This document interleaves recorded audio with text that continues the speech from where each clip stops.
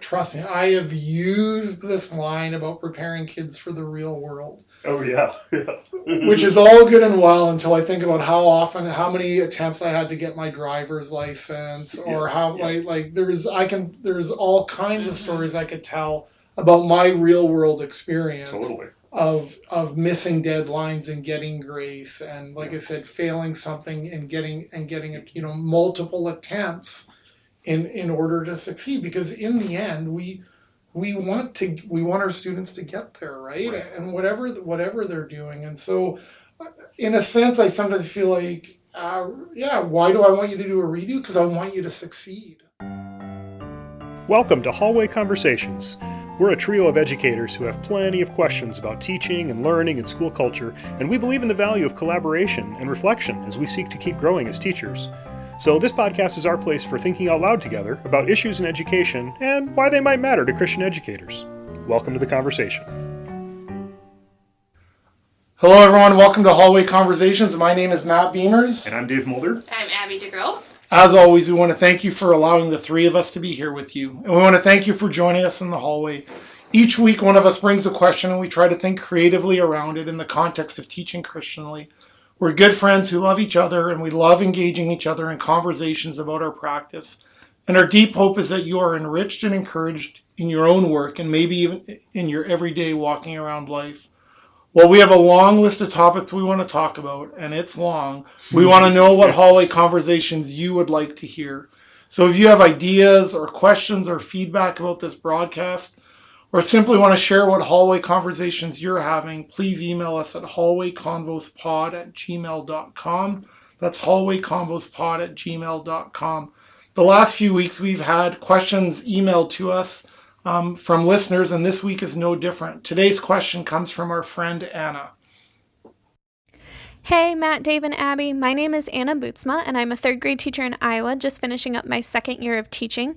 I wanted to start off with saying how much I appreciate your podcast and the insight you share. It has been very valuable in helping me to continue to grow as an educator. I look forward to my Wednesday morning coffee with you guys every week.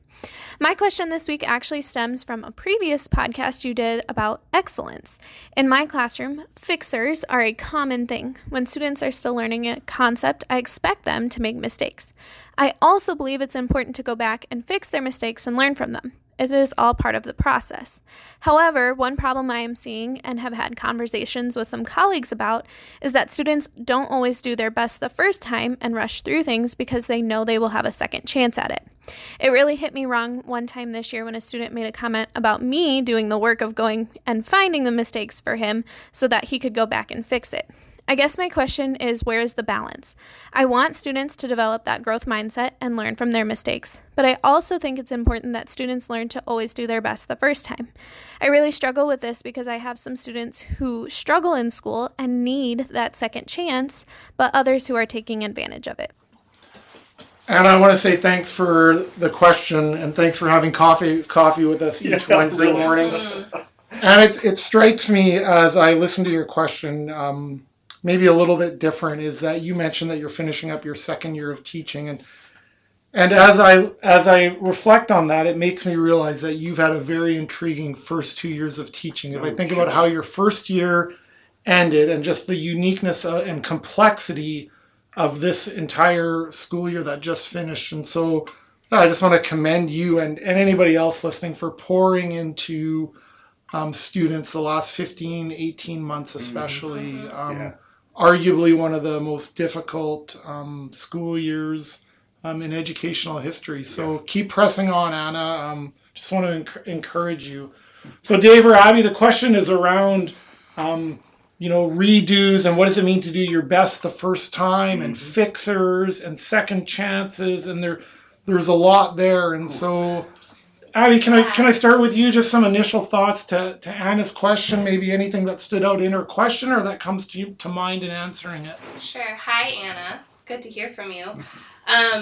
So one thing that stood out to me, and it kind of hits on how you started, Matt, too, is that I love that how much growth mindset and, your beliefs are just embedded in this question, right? So the fact that you're giving students the opportunity to fix their mistakes, that you instill the concept that we expect to make mistakes as we're learning. I think those things in and of themselves are huge accomplishments. So first of all, just to recognize that alone is the right track to be going down with students. That's not insignificant. It's not. No, not especially for a second year teacher. Totally. Yeah, absolutely. It took me a while to get there. Yeah. As a teacher, a long while. I'm still not actually, sure. right? Totally. Yeah. Right. I didn't read Carol Dweck until well into my Yeah. career. Yeah, to notice and wonder Yes. about Mm-hmm. that for any teacher, let alone Mhm. in your second year. I commend you for that too, Anna. Yep. And then the thing that comes to my mind, and maybe this is because I'm like in the thick of dissertation research and coding and coming to conclusions, right? That's like what my brain mode is right now this summer. But one of the tenets of teacher inquiry and teacher research, which I'm embedded in right now, is that the only thing that I really have the power to change in my classroom, right, is my own behavior. Mm-hmm. And so as I teach action research to students, as I engage in it myself, it's tempting for me to say, how can I solve this student's problem? Right. But I need to reframe that and look at what in my practice can I do to address this need that I see. Yeah. I can't get in that student's head and make decisions for him or her.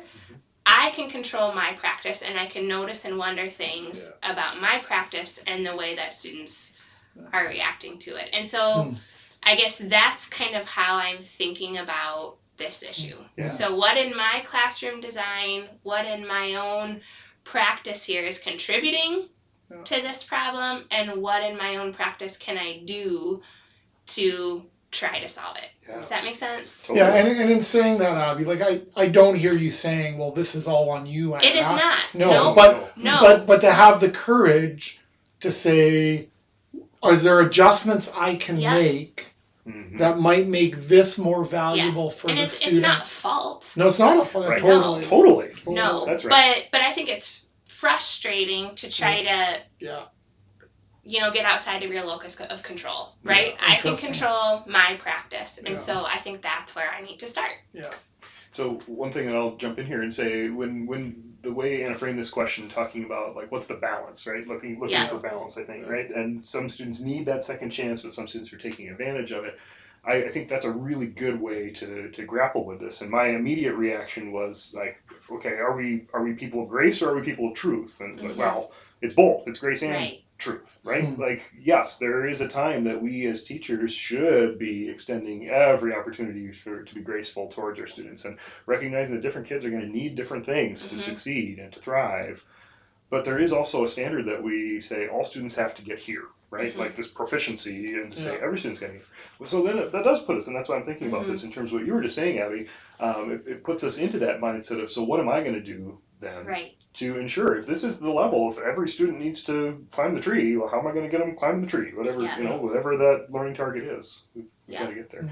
Well, Matt, you've talked before about learning targets and the importance of that. Do you see a connection here with that? Yeah, I guess I'm just in my mind as I'm thinking about my own practice with redos is for me the learning targets have been helpful because in the end, is the student hitting the target or not hitting the target? Right. Like it resonates with what Abby said about what are the things I can control in a classroom, and part of it is there could be all kinds of reasons, some known to you and actually some not known to you as a teacher, why people might not be giving their best effort right away.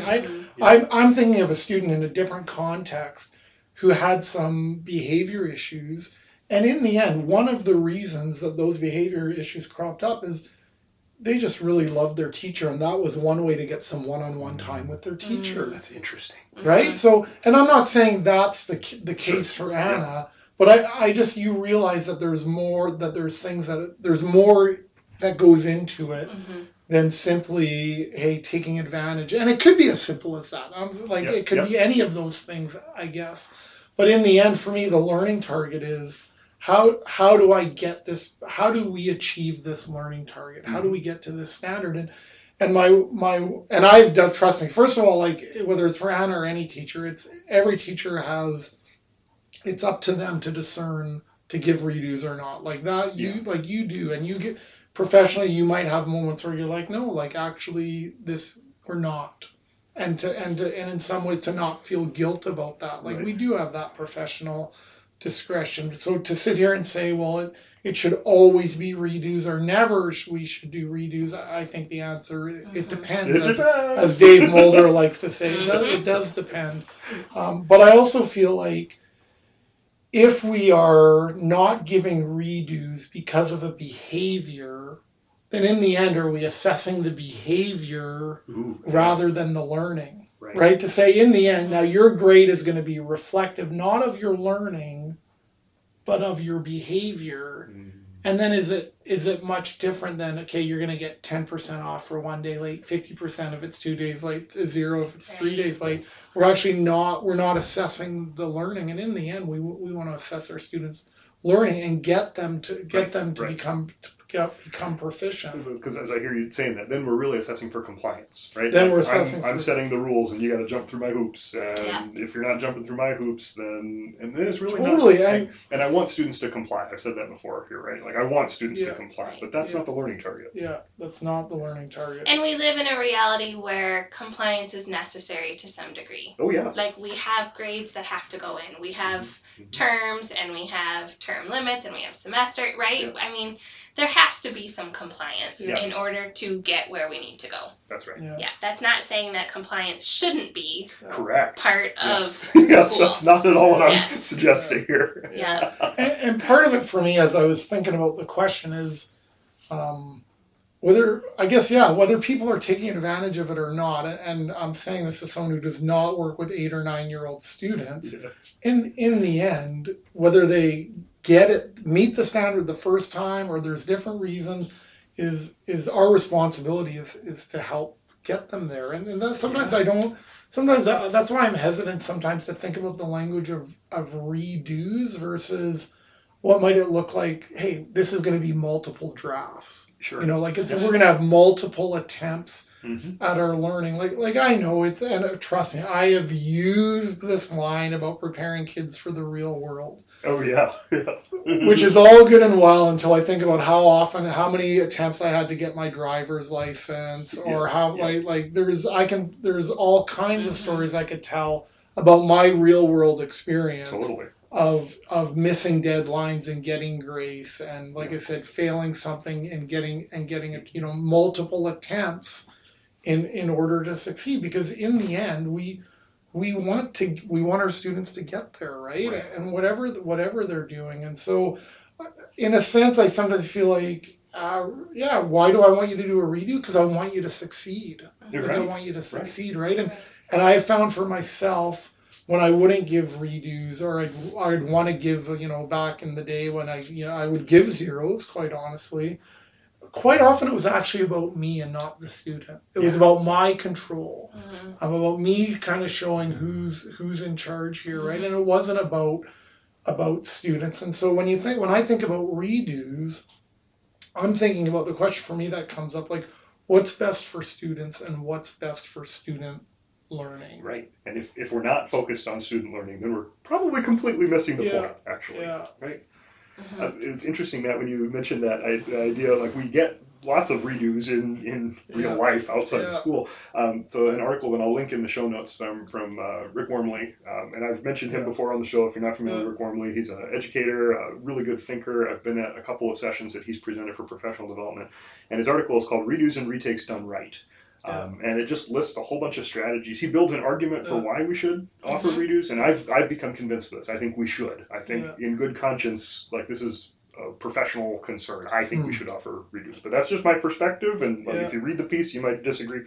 But that's one of the things that Rick talks about in this piece, talking about, every high stakes assessment in real life outside of school pretty much any of it, right? Like for your driver's test, as you mentioned, to get a pilot's license, to take the GRE to get into grad school, or the MCAT or the LSAT to get into law school or medical school, even like nursing boards. Like this is a high stakes situation, right? To be a nurse, like you can retake your boards if you don't pass them. For surgeons, and the idea being like I mentioned proficiency before. Proficiency is the mark we're aiming for. Well, how do we get people to that proficient point? Because then they can and will perform in those high stakes, high stress situations, right? And I think that that's a key piece of this. So I guess I'm thinking about this in terms of, yes, high expectations for students, but also high support. Right. Right? I'm going to have high expectations for their behavior. And so then to ask students the question, right? Like if I'm going to give redos in my class, it might not be just a blank slate. You always get a redo on everything, but it might be, hey, you didn't hit the mark here. Let's talk about where things went sideways for you. And what are you going to do differently? Like, I want you to redo this, but before you just get a blanket redo, like have students articulate, like, what are you going to work on to make it better? I appreciated that, the way Anna asked the question, right? Talking about fixers. I like that name of like fixing things. But I think that it can't be us doing more work than the students. Then. Right. Like I noticed that Anna had said, hey, I fix it. Here's where a comma goes. Here where the code, I fix it, and then I give it back to the students. I would literally do and then they would just go through and change what I told them. That's not learning. And I wonder if there's a way, if there's a way. And I'm not a grade 3 teacher. Yeah. Right. So Anna, please don't be upset with me because this might be a totally ridiculous suggestion and not possible. And if it's not, it's not. But is there a way? For students to how that learning happens in the, hey, here's some feedback, but maybe feedback doesn't necessarily look like pointing out all the mistakes, but is there a way for them to learn to do to be the fixers? Right. One thing I do with even college students is I often, when we're doing some sort of retrieval practice, right, we're trying to remember what we read the day before or review, like if we do a brain dump, and they just try to remember everything about a topic. And then I have them go back in their text or whatever they read or with a partner and compare and find holes, right? So that kind of thing that doesn't require anything of you as a teacher for feedback, I think can be really good practice. And that's where I say, when I'm talking about what can I do from the design side as a teacher, I think that becomes important. How can I design this so that it's not more of my time, my valuable time, on marking things necessarily, but how can I build it into the rhythm of our day? How can I make students more responsible and give them agency in it? Help them track their own learning, right? Abby, can I ask a clarifying question on that? Because can you just help me understand or how you discern between grading and feedback, and how do you discern what to grade and what to give feedback on, but maybe not grade? Right. I know that's probably its own podcast, but as you're talking, that's what came to mind. So I think of assessment, right, as a pyramid, or a triangle, right? So at the top you have assessment of learning. So that's your traditional things you think of: standardized tests, big unit tests, big projects. This is a point in time where we see what we know, right? On the bottom, and how it should be, right, is assessment as learning and assessment of learning. Assessment for learning. And so those two should make up the bulk of what we do. So how can we help students think about what they're doing, give them a mark of where they are on the road towards the learning target? How can we as teachers get a feel for where they are? So what kind of assessments can we give to help guide our own instruction? Versus making assessment of learning kind of the only type of assessment that we do. So in my classes, that looks like a lot of in-class practice that's not graded. That is assessing for me where they're at and assessing for them where am I towards this clearly articulated learning target. And then more of that becomes their responsibility instead of just mine. So for college students, it will look different at third grade, right? But I give my students quizzes through technology. So in our case, it's Canvas. that I put a huge bank of questions in that kind of relate to all parts of our learning target, and they can retake them several times during the module. And they don't always get the same questions, but they can go back and look at the holes in their own learning and see what they have to reread and beef up on to take the next one. And it requires no extra effort on my part besides writing the questions in the first place. What I love about that, though, is that it makes it, like, it lowers the stakes, right? Yeah. Because they get multiple attempts at taking it, and because it becomes assessment as learning, as you mean that, right? Like, so by taking this assessment vehicle, it's revealing to students, like, oh, this is stuff I don't know yet. I don't know this yet. I need to learn this yet. And, you know, if there's ways that teachers can kind of pivot towards that, and I think. And why would I not want them to identify that hole, go back, reread, and take it again? It's going to clarify in their mind the information. Right. Makes it that much more fully formed for them by the end of it. That we say, yes, I really have learned this. Friends, we know that your time is super valuable. We want to thank you for joining us today for another hallway conversation. And whether it's in this day, this week, this month, over the summer months, we do hope that the Lord gives you what you stand in need of. We want to thank you for the good, God-delighting work that you are doing in your school communities. And as you go into this week, we just want to say, may the Lord bless you and keep you. May the Lord make his face shine upon you and be gracious to you. May the Lord turn his face towards you and give you peace and give you peace and give you peace. Amen. Thanks for joining us, everyone. Have a good week. This podcast was quite literally dreamed up during one of our actual hallway conversations. Our music is by Ethan Mulder. Hallway Conversations is an independent podcast created and produced by Matt Beamers, Abby DeGroat, and Dave Mulder. Thanks for listening.